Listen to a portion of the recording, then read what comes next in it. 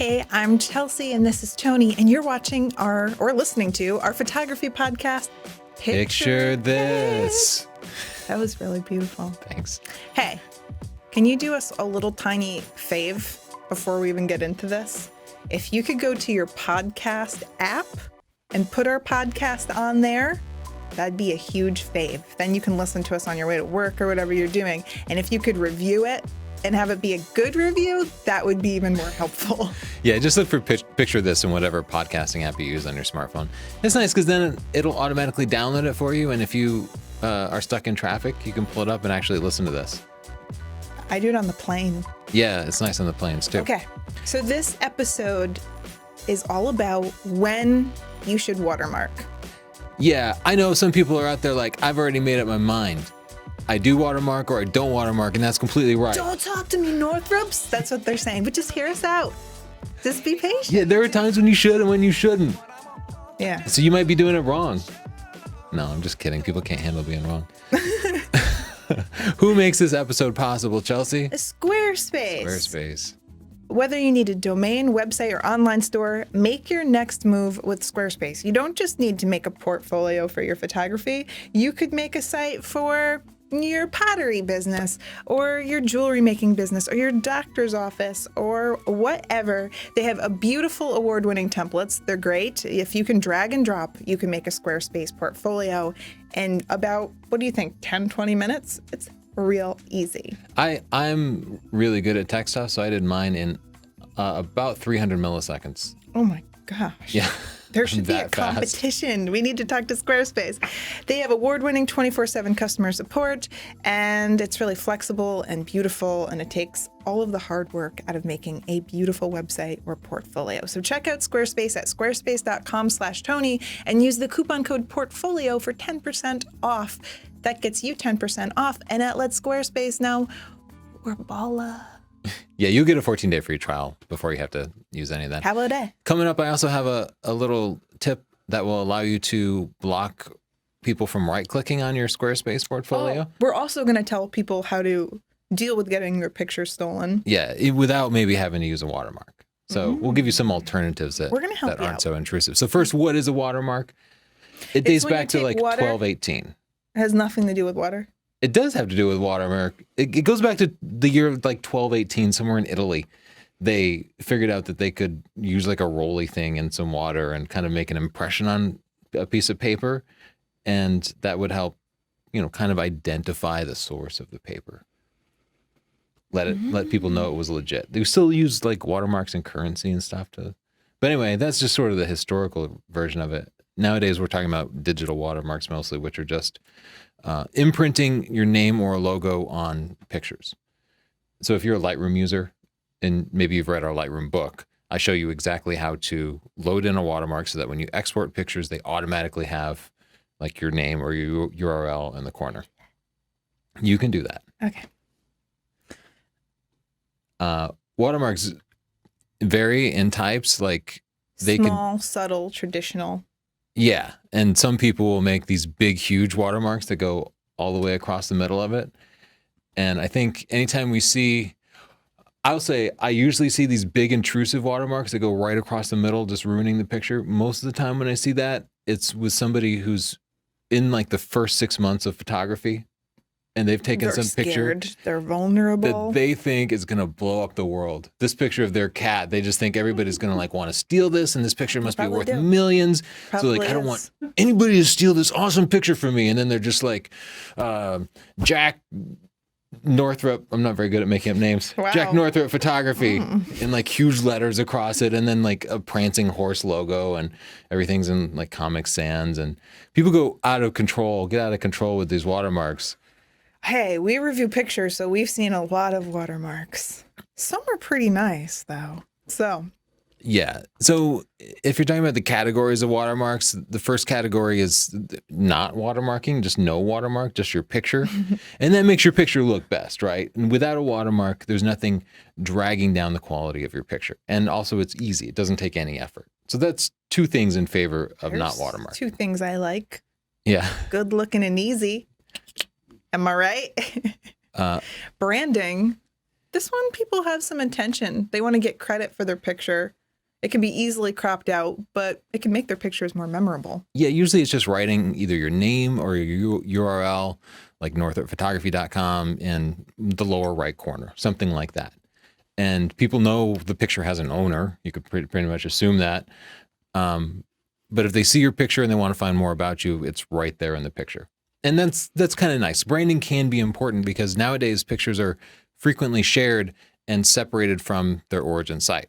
So you could put up a picture you took on Facebook and it's awesome, and somebody else will not share it from your Facebook page, but they'll download it and then re-upload it to Instagram or Imgur or Twitter or whatever, and it will completely lose any trace of the original photographer. But if you have put that branded URL in there, then people who see it and want more information could at least like trace it back to the origin. And then as we talked about, the intrusive watermarks that basically make the picture unusable. Yeah, they'll do this on stock sites often. Yeah. So I don't want people to go look up stock pictures and then just right-click save and then use them for free. So they'll put a watermark all over them so that you have to spend a lot of time photoshopping it out. It wouldn't be worth it, really. So yeah, it just basically makes it easier for the person just to buy the picture. Now let's talk about the types of people who might want to use your picture and the impact that your watermark is going to have on them. There's the casual share. This one I've seen a lot, and I've seen photographers get really mad about this. Like someone on Facebook will put up a picture. Maybe you're aspiring to have your own portrait business or something, and your friend likes it, so they share it, and they don't give you any credit. And now you have a bunch of people liking your picture, and nobody knows it's you, and you just want people to know it's you because it would be a good opportunity to brand. That happens. Yeah, and sometimes it even goes viral and can be shared with like millions of people, right? And the photographers in those scenarios inevitably feel like, oh my God, I'm missing out. A million people have seen my photo and I've gotten nothing for it. Yeah. I should be getting some sort of credit. And that can definitely happen if you don't watermark your pictures. But I did some research into this. Of course. And of those pictures that go big when they go viral, what percentage of those do you think have watermarks? None. 0%. Yeah, I could not find a single viral photo that had a watermark. And yet we know more than 0% of pictures have watermarks. So from this, I can conclude pretty safely that what a watermark will do is prevent your photo from going viral.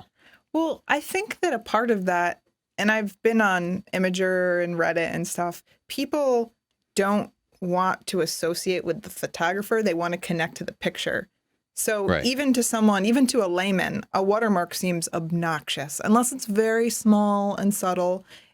People just don't want to think of you as a photographer. That's a real bummer when you're a photographer. But that's absolutely true. I think part of it is they don't want to share any credit with you. People, when they share something, they actually feel like they deserve some credit for finding this picture and putting it on the end. Like, look at this super cute picture. They don't think, oh, somebody actually took this picture, developed those skills, bought a camera, edited the picture, and then initially shared it. That person, they don't feel like sharing any credit with that person.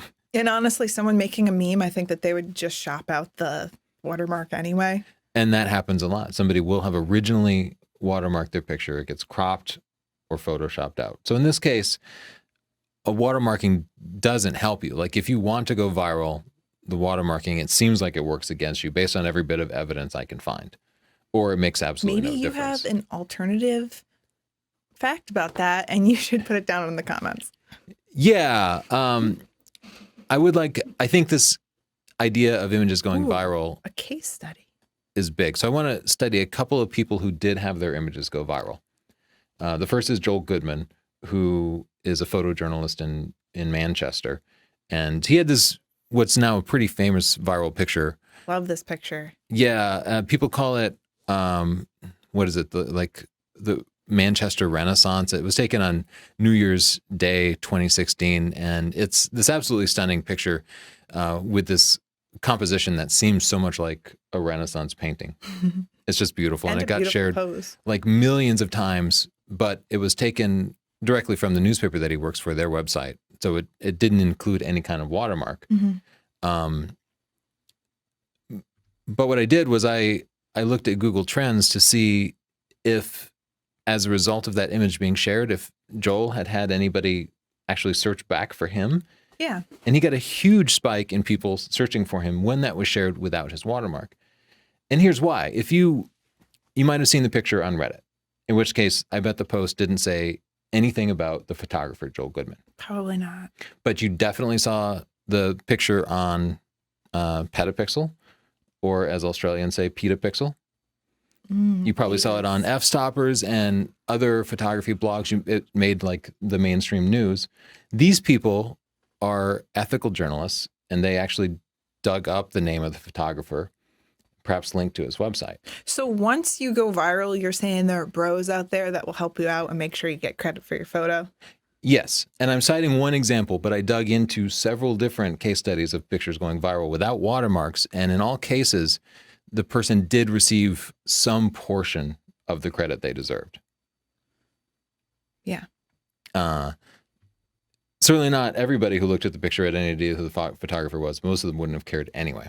Yeah. And at that point, what's the benefit of just any average person knowing it's your photo? They're not going to buy it. They probably aren't going to become an enthusiast or a fan. So it's like, no loss anyway. I will say with Joel Goodman, I went and looked at his portfolio, and he had very large and intrusive watermarks on all of his photos. Oh. And I don't know if he had that beforehand. I always imagine that happens once you get your picture stolen on that scale, that you're like a victim. Like you really need to watermark. I don't know if that's what happened to him, but that's I don't know either. It was like a joke with myself I had. But that's what a lot of people feel once their pictures go viral. They feel like, oh my God, how could this happen to me? I deserve millions of dollars for this. But that's not how going viral works. You know, there was a time when the Chocolate Rain guy, when he went viral. Tay Zonday or something like that. See, you even kind of know his name. Chocolate, yeah. And I recall he got like a record deal and stuff. Of course. But nowadays, there's like 1,000 things that go viral every day, and we scroll past them as fast as our thumb can flick. We just like smirk a little and keep going. We don't really get invested in viral things as quickly as we used to.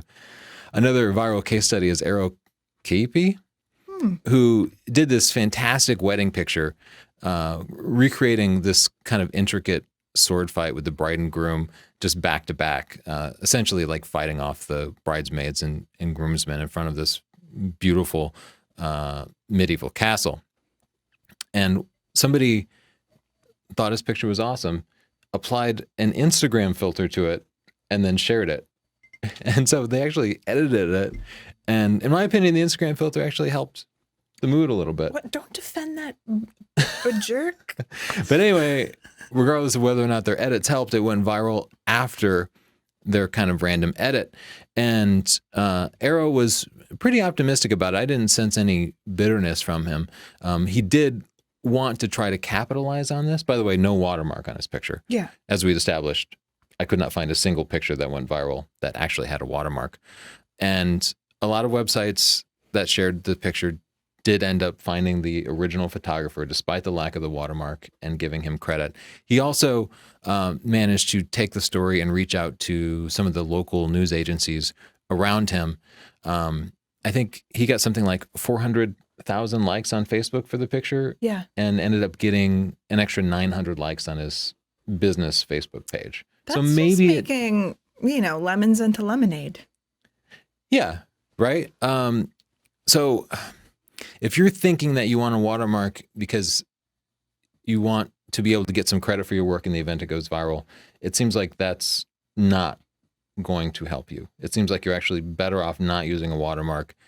But if it does happen, have yourself a plan where you're going to capitalize on it. If you see it shared from a website, you could write them, and you don't have to say, take my picture down. You can say, hey, that's my picture. Could you link over to my website? Yeah. And you're not going to get rich from it. You're not going to get $1 million, but you could get some more Facebook followers, and maybe this will eventually lead to some work for yourself. Besides pictures going viral, there are a couple other scenarios where watermarks might help or might hurt. We recently had one of our pictures stolen. I wanted to tell them about this. Yeah. Go right ahead. Yeah, I don't know how much detail we can go into, but I will tell you, we did the ring light tutorial. Maybe you've seen it on our YouTube page, and we showed you how to make a ring light, and then we showed you the final product, which was a picture of me with bubble wrap, and it ended up being the cover of our Lightroom book. Our Lightroom book, which shows you how to watermark your pictures, by the way. Okay, wow, we're really bringing it around here. Anyway, some designer saw it and stole the picture from the video and made it the cover on the packaging of a ring light phone case. So I wrote the company, or Tony wrote the company, and we said, hey, that's our picture. It wasn't for sale. It's for our book. Now our branding is kind of confused. Like, let's make this right. And they ignored us. So we wrote them back again, hey, you haven't gotten back to us, but this is our picture and we'd like to be compensated for it. Let's work this out. And they had their lawyer contact us. They brought a lawyer into it, and just basically didn't care. The tone of the letter, as I recall, was like, not really our problem. It was our designer's fault, not ours, blah, blah, blah. So at that point, we got a service involved. And what the service does is they track down the offending person of the copyright. And usually they can just settle on a number and you get paid for your picture. In this case, I do not know why, but they wanted to bring it to court. We're not really involved at this point. There's some service going through everything for us, but there's this product out there with our book cover all over it, our book cover picture, and they were stubborn, kind of worst case scenario. I would have never brought lawyers into it. I don't know why they would do that, but yeah. This is a lot of people's nightmare scenario. They take a picture that has value and people want to use it, but they use it without paying for them. And to most people, it feels like you're being robbed, like somebody's stealing from you. Even though you haven't lost $1, you still feel like you're being robbed. Well, actually, I've been pretty chill about it in most instances. If the photo's for sale, I'm okay with the picture being out there and used. I made that decision. If somebody steals it, it's like, I lost a little bit of money. It's usually not worth chasing down. It's usually a blog or someone that's not going to make anything from it, or someone sharing it on their Twitter. It wasn't right of them to do, but I can understand that they don't know what it feels like and they made a mistake, blah, blah, blah. This particular person, the picture was never for sale. I don't want it being used in any other application because it takes away from the impact of our book cover if it's used on a bunch of products, obviously. So that, I think, would be worst case scenario for me personally. Watermarking it wouldn't have helped either because they cropped it a lot. Right. So I categorize this as kind of a lazy business using your picture. They didn't use the picture because they're evil and they like stealing. They just wanted a picture and didn't feel like finding one that they could purchase, and didn't feel like contacting somebody and saying, hey, could we negotiate the rights of this image? They're probably also cheap. Yeah, lazy and probably cheap. They want something now. They don't feel like wasting their time negotiating.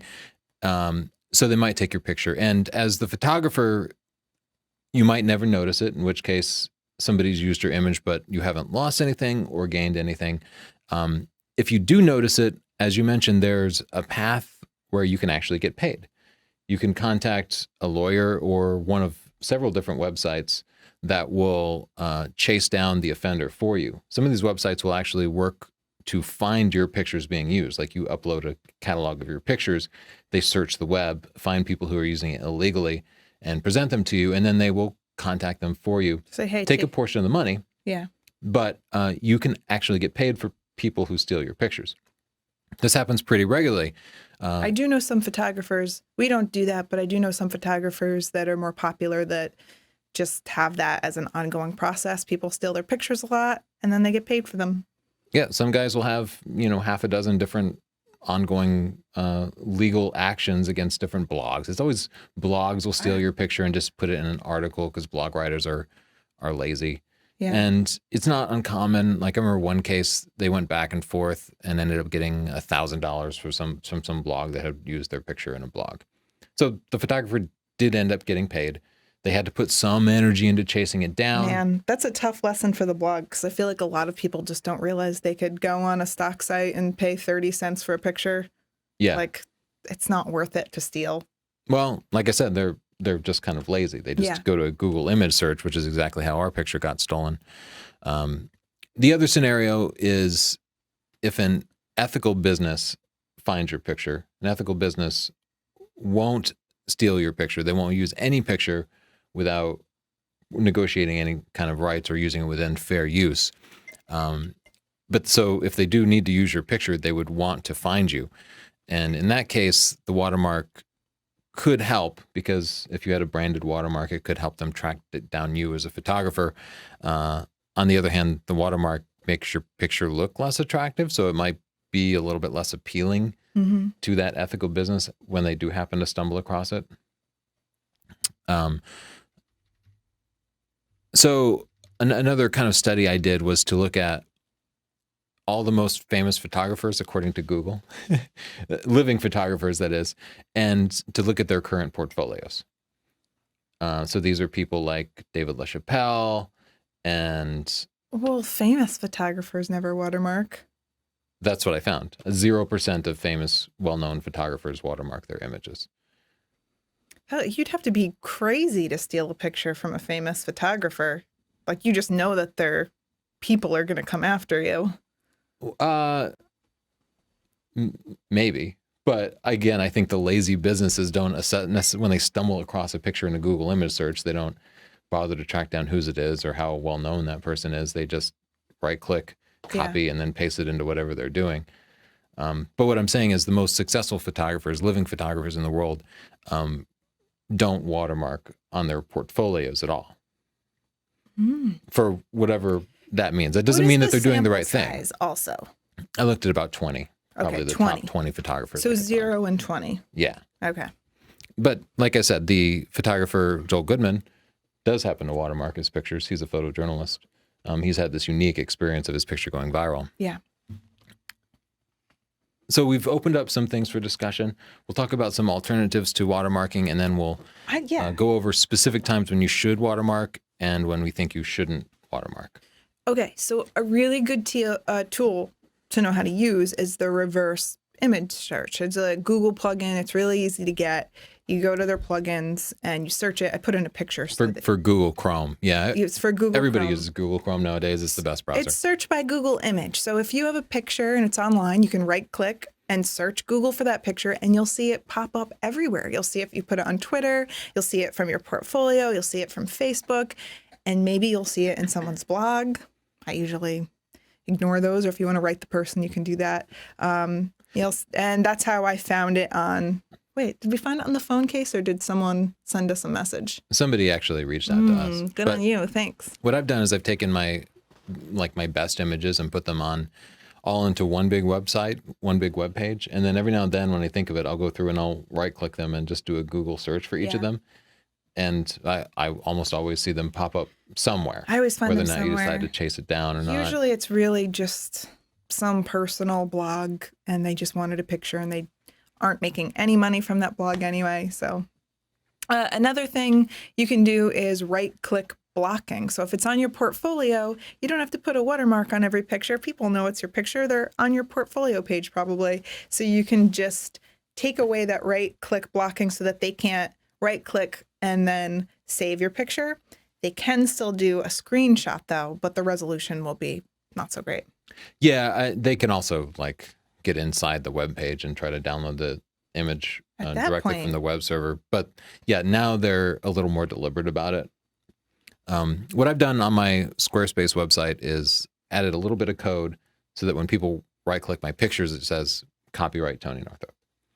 And that's not going to... How'd you do that? Oh, I can tell you exactly how. I need that. If you have a Squarespace website, you can go to stp.io/nowrite. It's a shortcut that I set up that takes you to just one of their help pages where somebody suggested a little bit of code you can put in there.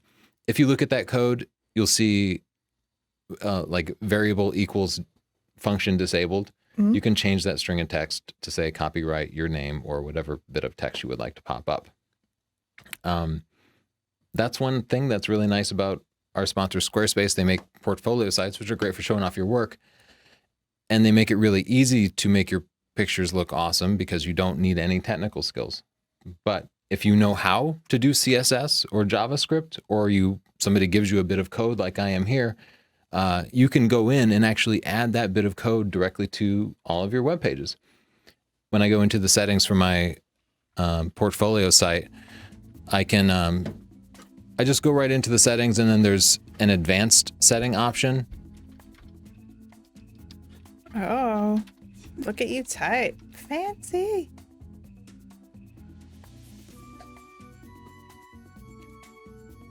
Settings, advanced, and then code injection here. And in the header, I just pasted that little bit of code in here. And that's literally all it took.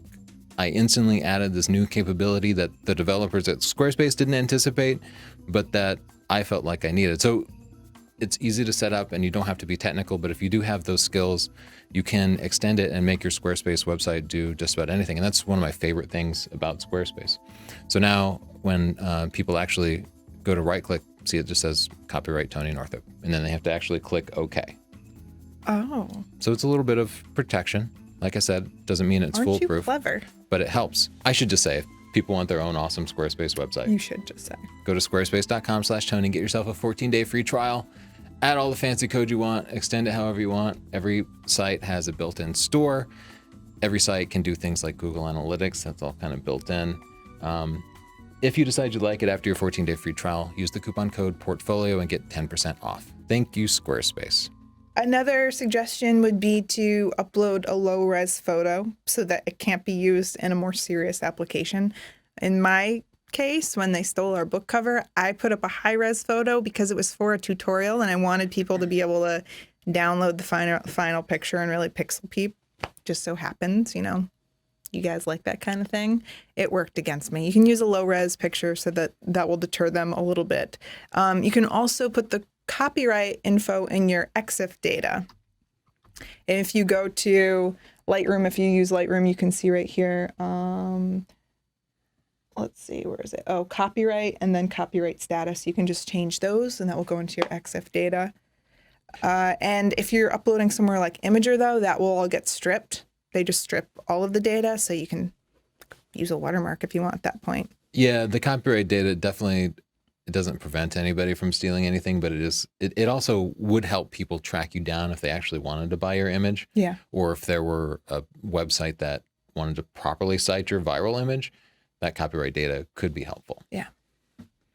And then the last one is litigation. You put that in tone. What you saying? If somebody steals your photo and you find them stealing it, like we said, you can just lawyer up and possibly get some money out of them. I would first just ask. Most people don't know. Just ask and say, hey, you're using my picture. Can you give me credit? Or if you think they're making money, can you compensate me? Or just take it down. Most of the time it's just, yeah, please take it down. I don't like what you're doing. Yeah, but yeah, maybe you can get some credit out of it. Most people cooperate. Some people will be rude. In our case, that happened, unfortunately. It's the only person that's ever responded that way to us. So in summary, nothing can actually prevent your photos from being stolen, including watermarks. Intrusive watermarks can make it very difficult to actually use your photos, but it also makes it difficult to appreciate and enjoy your photos. Well, I've seen some really crazy watermarks, so I think they can prevent theft, but at the expense of the beauty of your photo. At that point, it would just be demolished. Yeah. I'd also like to make the point that most of the time when somebody steals your photos, it doesn't cost you anything. There are definitely scenarios where it might cost you something, but if somebody puts it on Imager and it gets shared around, like, what are you actually out, even though you don't get any credit? If you put a bunch of energy into it and you get upset and you try to chase people down, now it's costing you something because you're putting your time into it and you're upset about it. But if you just roll with it, it doesn't necessarily have to be a terrible thing. You telling everyone to be chill like you? Yeah, I'm telling people to get chill. And also, if somebody does steal your photo and they use it for commercial purposes, if they actually profit from it, or if there are damages against you, you can generally actually get paid in those scenarios, whether or not you had a watermark. Definitely not ideal, but it can happen. So what are some scenarios when we recommend people use a watermark? If it's newsworthy. Right. Like if you got the first picture of the iPhone 8, you know every news agency is going to want to pick that up. Or if you pick up, I don't know, some amateur photojournalistic thing, some event that's happening that Reuters is going to want to pick up. Yeah. Watermark it, because Reuters will seek you out and pay you, but everybody else might just steal it. Yeah. photo belongs to so-and-so. Yeah. Yeah. Stock photos, they watermark it for you. So you don't have to worry about that. If you upload it to If you stock site. upload it to the 100% stock of stock sites put a very intrusive photo on there because they know people are going there to use photos for commercial reasons. And they also know people are generally lazy and would happily steal it if it were easy. Rather pay a buck than spend an hour photoshopping out some stuff. Exactly. Digital proofs. If you just got done doing a senior portrait shoot and you want to send the proofs, the digital proofs to somebody, watermark them heavily because they will be sharing those on Facebook. And once they have them, they have them. Same thing even with the physical proofs. If you give them prints, sometimes there'll be like a contact sheet so they can decide they want 8x10s of this photo and 3 8x10s of another photo. Yeah. They'll take a picture with their cell phone of that. And then just put it on Facebook, and then that will be it. They'll never buy it from you. If that's your business model, you better watermark everything because your clients will rob you. That's definitely the exception. If someone's seeing a cute picture of their baby, they'll look past the watermark and say, I want to buy it without the watermark.